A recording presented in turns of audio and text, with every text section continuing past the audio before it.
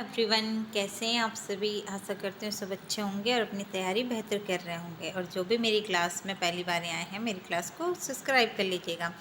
आज की क्लास में हम DSSB PGT हिंदी फीमेल का जो एग्ज़ाम 24 जुलाई 2018 को सेकेंड शिफ्ट में हुआ था, उसके पेपर के हम जनरल हिंदी के जो क्वेश्चन आए थे, आज हम उन क्वेश्चनों को सॉल्व करेंगे।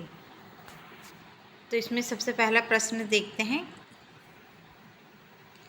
इसमें सबसे पहले ही आपको एक गद्यांश दिया हुआ है, तो गद्यांश को देखेंगे। प्रेमचंद की महानता इस बात से प्रकट हो जाती है कि उन्होंने तिलिस्मी और अय्यारी कथा साहित्य के पाठकों और सामाजिक, राजनीति, आर्थिक समस्याओं पर आधारित कथा साहित्य की ओर मोड़कर उनकी रुचि में अभूतपूर्व परिष्कार किया। प्रेमचंद की भाषा न किताबी हिंदी है, न ही किताबी उर्दू, वह सहज हिंदी भाषा है। प्रेमचंद के उपन्यासों में पात्रों और घटनाओं को इस तरह प्रस्तुत किया जाता है कि वे हमारे देखे सुने लगते हैं।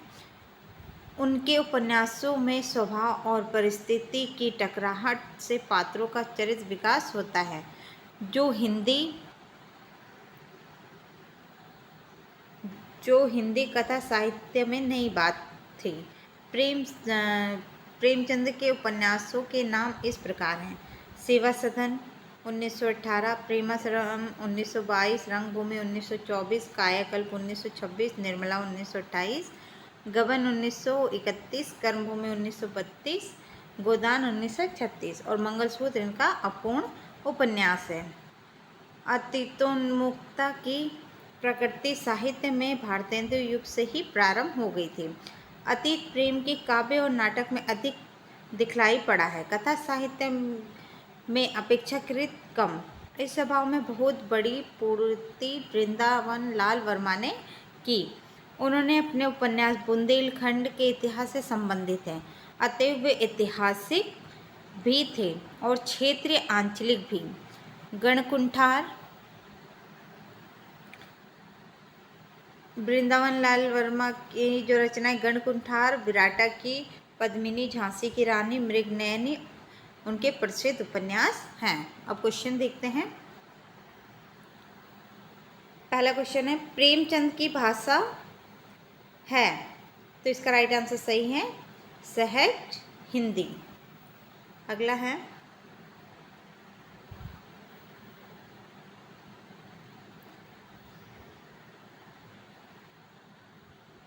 प्रेमचंद का उपन्यास नहीं है, तो अभी हमने ऊपर देखा सेवा सदन, गबन, निर्मला, तमस, तो इसका राइट आंसर सही है तमस।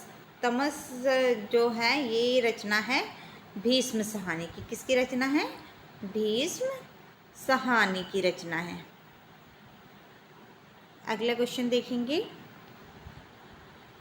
गोदान कब प्रकाशित हुआ? तो इसका राइट आंसर सही है 1936 में। और ये गोदान क्या है?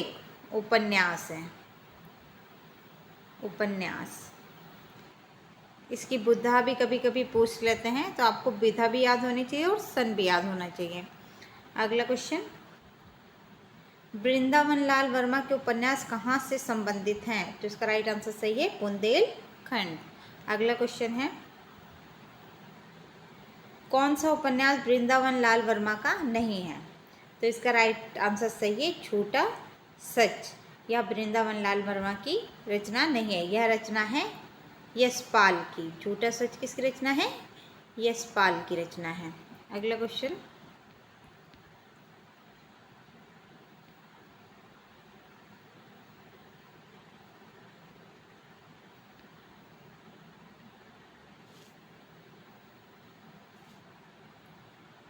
अगला क्वेश्चन है, निम्न में से तत्सम शब्द हैं। तो मैंने आपको बताया था तत्सम शब्द का मतलब होता है जो सब संस्कृत के ज्यों के त्यों ही लिखे जाते हैं उसे तत्सम शब्द कहा जाता है। घी नहीं है, घोड़ा नहीं है, चांद नहीं है।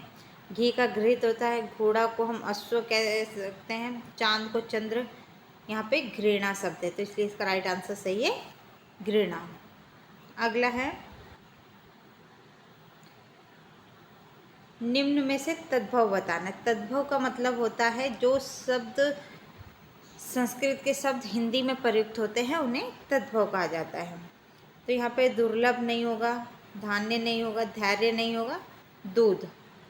दूध हिंदी का शब्द है, दूध का होता है दुग्ध, दूध का तत्सम होता है दुग्ध। अगला है अनंत का अर्थ है, तो इसका राइट आंसर सही है जिसका अंत ना होता हो। तो इसका राइट आंसर 4 सही है। अगला क्वेश्चन देखेंगे, दिग्गज का संधि विच्छेद होगा। तो दिग्गज का संधि विच्छेद है दिक् प्लस गज, दिग्गज। और ये कौन सी संधि है? तो यह व्यंजन संधि। कौन सी संधि है? व्यंजन संधि। अगला क्वेश्चन देखेंगे,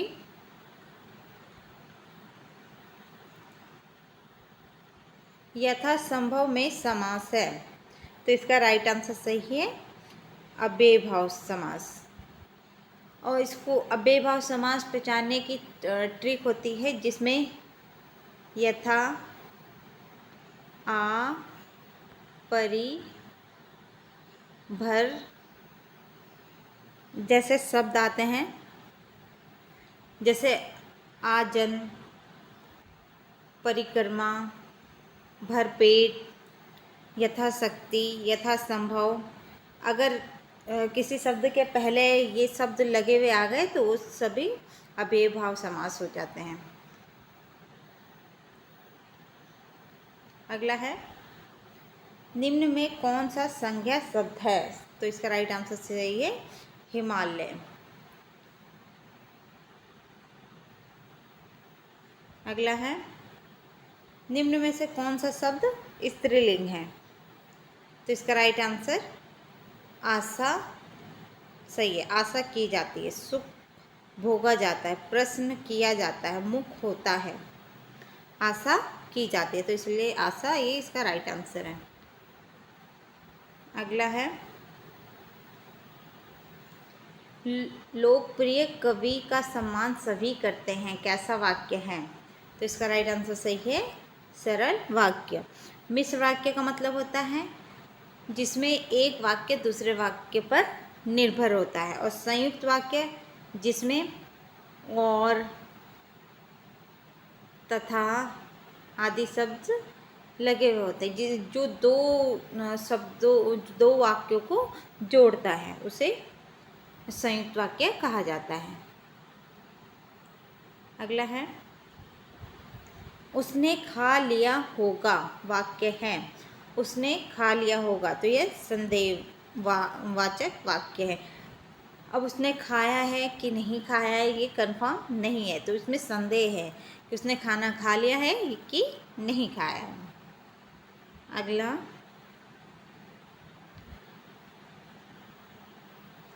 यहाँ काम आप पर निर्भर करता है, वाक्य में अशुद्ध अंश है, तो इसका राइट आंसर सही है करता है। अगला है कपड़ा का पर्यायवाची है, पुरंदर नहीं होगा, पंकज नहीं है, अमेय नहीं है, वसन। अगला है पृथ्वी का पर्यायवाची शब्द नहीं है, तो इसका राइट आंसर सही है सविता। सविता जो होता है वो सूर्य का पर्यायवाची शब्द होता है।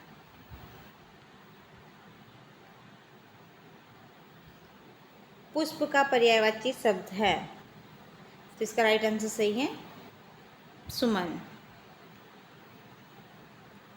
अगला है आगमन का विलोम शब्द है, तो प्रस्थान। अगला है प्राचीन का विलोम होगा, तो इसका राइट आंसर सही है नवीन। प्राचीन मतलब होता है पुराना और नवीन का मतलब होता है नया।